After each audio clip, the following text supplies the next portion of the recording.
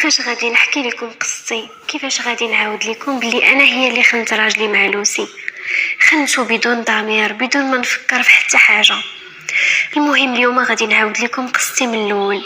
كنتمنى انكم تبارطاجيو الفيديو مع احبابكم وصحابكم وتخليو لينا لايك وسبسكرايب وتشجعونا باش هكذا ان شاء الله نزيدو لقدام. المهم انا بنت من شمال المغرب، تزوجت زواج تقليدي.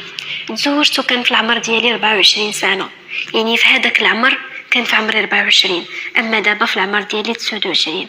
كان دازت على الخطبه ديالنا عام تقريبا، وفي هذه الفتره وليت كنبغي راجلي بزاف، خصوصا بعد الزواج زادت داك المحبه.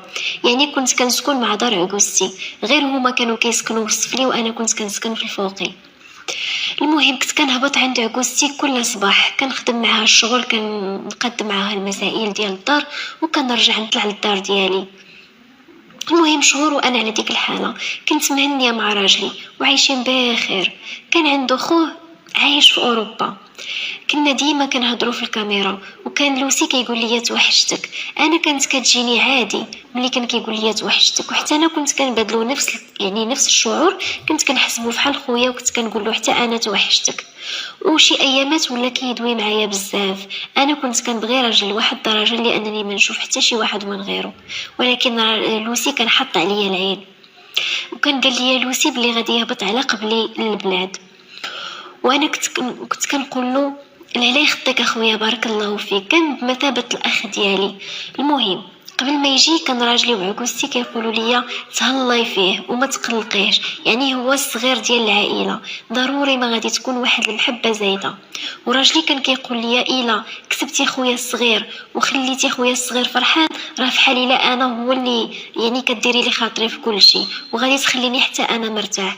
وكذلك نفس الشكل عكوستي كانت كتقول لي نفس الهضره، كانت كتقول لي بلي تهلاي فلوسك بزاف، والا ما تهليتيش فيه غادي تقلقيني انا. المهم وصل الوقت وجا لوسي جاب لي واحد لافاليز عامره بالشكلاط، مشى سلم عليهم وجا عنقني انا قدام عكوستي وراجلي. انا بصراحه ما عجبنيش الحال كيف عنقني في داك الطريقه، بقيت كنفكر بحال ما عجبنيش الحال، بحيث انا في قلبي غير راجلي وكنبغي راجلي بزاف. المهم ما قلت لكمش بلي انا وعكوستي كل نهار وكيفاش، مره انا كنحبها، مره هي تحبني، مره ندابزو، كل مره على حسب. انا كنحترمها ونقدرها، بصح هي صعيبه وما كتفهمش. من بعد جا لوسي وقال لي سبحان الله جمالك رباني، والبشره ديالي انا كانت بيضه، يعني هو قال لي انت بيضه وتهبلي. قالها لي باللغه الفرنسيه، يعني كيشكرني. انا جاتني عادي، قلت له الله يسلمك يا لوسي.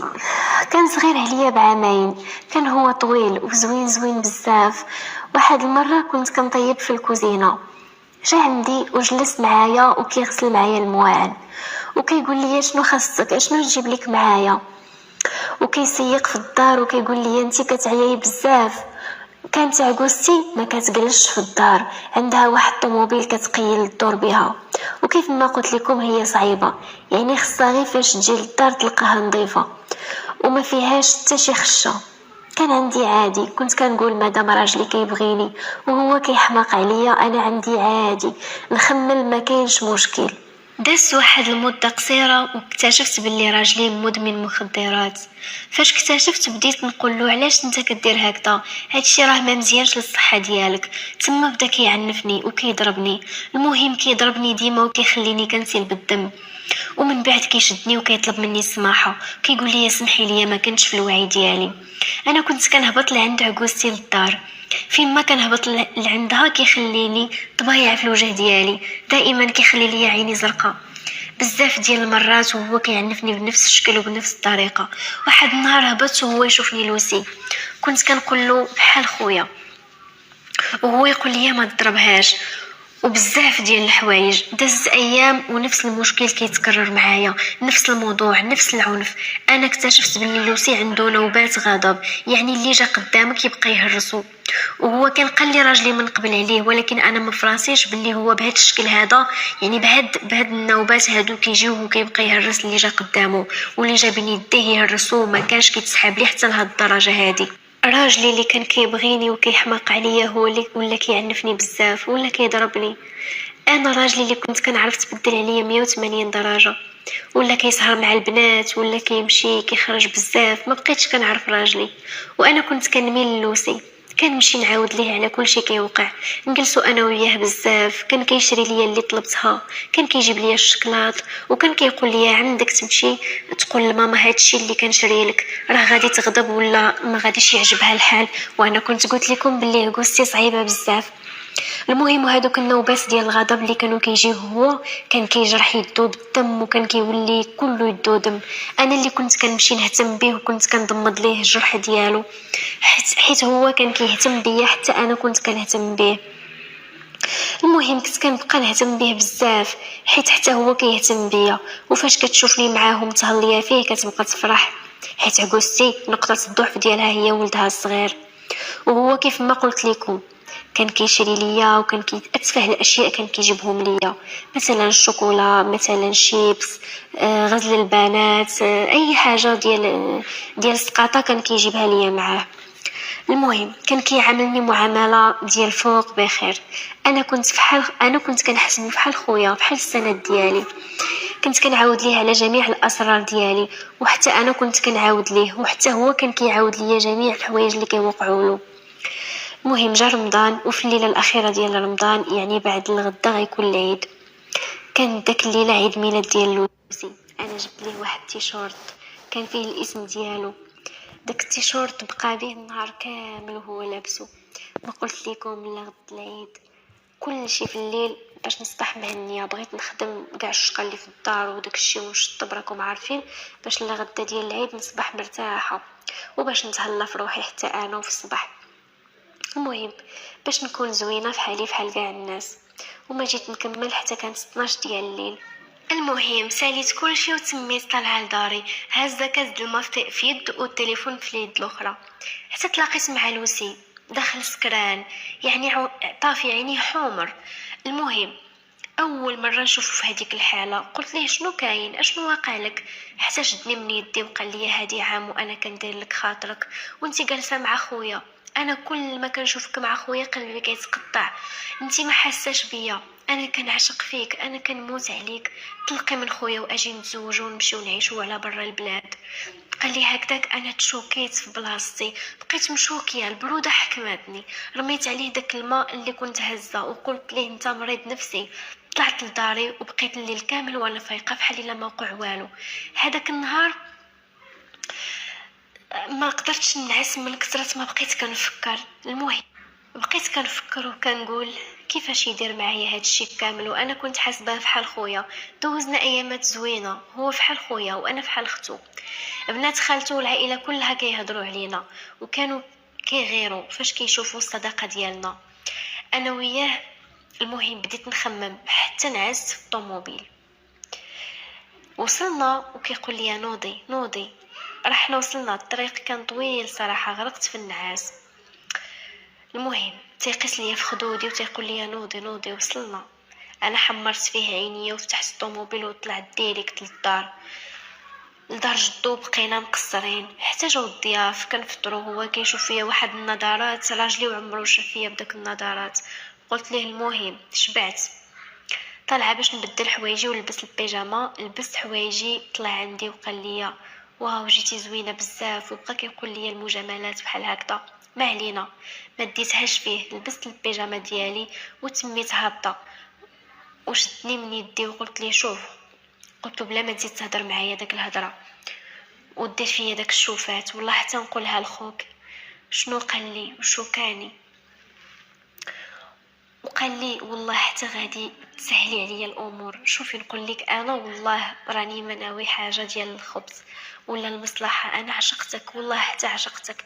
قال لي تعرفي شنو هي المعاناه؟ عشقتك الله غالب. المهم قال لي واش تعرفي شنو هي المعاناه ديال الحب وشنو هي الغيره اللي كتسبب بي ليا ملي كنشوفك مع خويا؟ المهم انا مشيت، ما خليت لساني تعقد، ما لقيت ما نقول له في داك اللحظه، ما بقيتش عارفه باش نجاوبه وشنو نقول له وباش نهضر معاه، حيت الا دويت غيقولوا انا هي السبب، والا درت شي حاجه ماما ما غاديش تيقني. انا كان عزيز عليها بزاف، يعني هي ما غاديش تيقني، داز ايامات ولات الهضره غير على راجلي، هو مدمن، هو داير، هو فاعل وبزاف ديال الهضره. لوسي كان كل يوم كيقول لي طلقي واجي نتزوجوا، ها هي السباجات، وكل يوم كيقلع فيا بنفس الهضره. وواحد الخطره هضر معايا وانا ضربته بسقله على وجهه. داز الوقت حتى جات عقوستي وراجلي، وانا ولوسي ما كناش كنهضروا، يعني عقوستي وراجلي ما داوهاش فينا. المهم ما في بالهمش، حيت كانت الصداقه بيني وبينه زوينه، حيت ديما انا وياه ما كتوقع بيناتنا حتى شي خلافات. المهم لوسي مشى لفرنسا، وانا قلت لله تهنيت منه.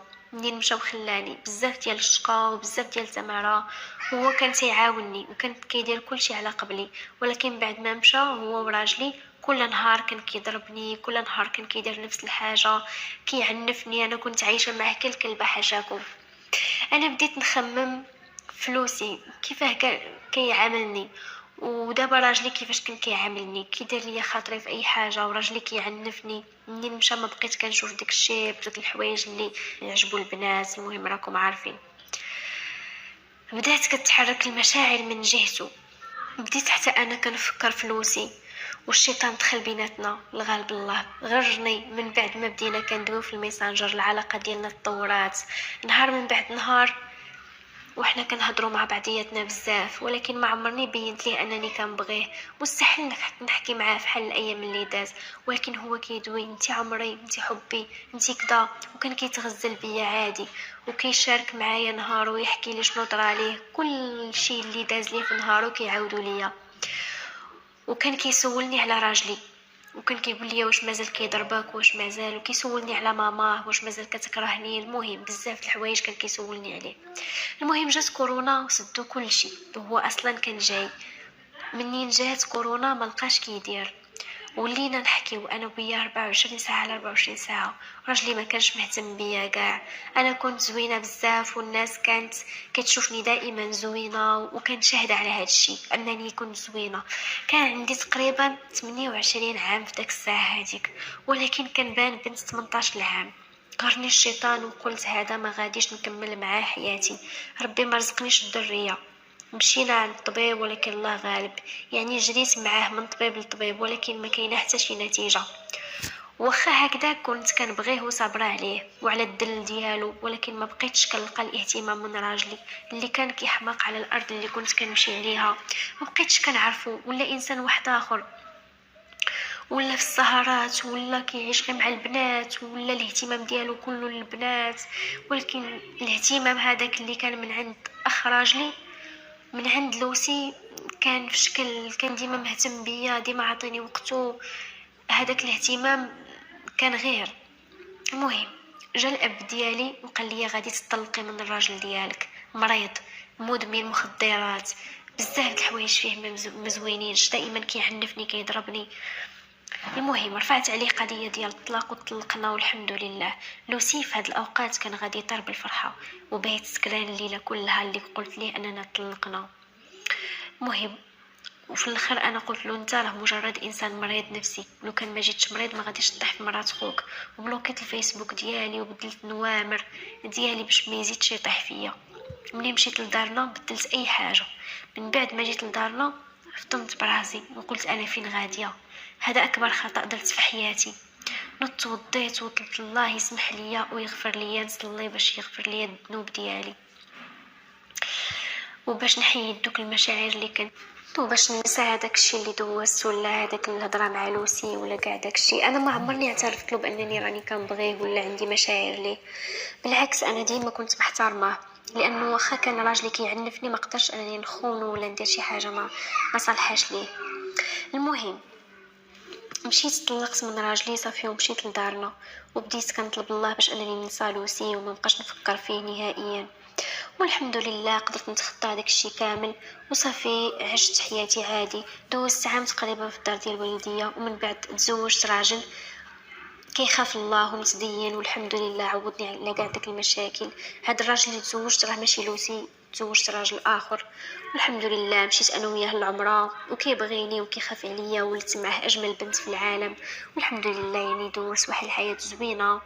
هادشي اللي كنقول لكم راه حقيقي، عشتو انا. المهم هنا كتكون القصه ديالنا انتهت، وصلت لنهايه القصه. نتمنى انكم ديروا لايك وسبسكرايب وتشتركوا معنا في القناه، وما تنساوش انكم تبارطاجيو القصه مع حبابكم وصحابكم باش